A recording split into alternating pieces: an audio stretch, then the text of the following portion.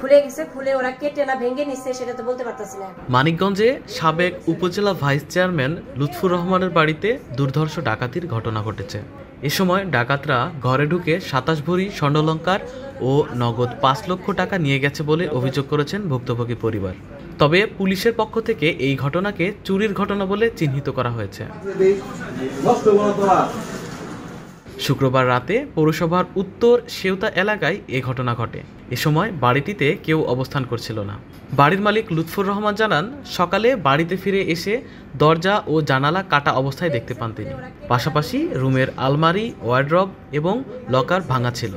এ সময় ঘরে থাকা ২৭ ভরি স্বর্ণ ও নগদ ৫ লক্ষ টাকা লুট হয়েছে বলে জানান তিনি।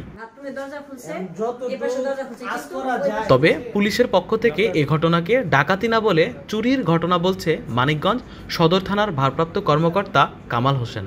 তিনি বলেন, চুরির এই ঘটনায় ভুক্তভোগী পরিবার অভিযোগ করলে তদন্ত সাপেক্ষে আইনগত ব্যবস্থা গ্রহণ করা হবে।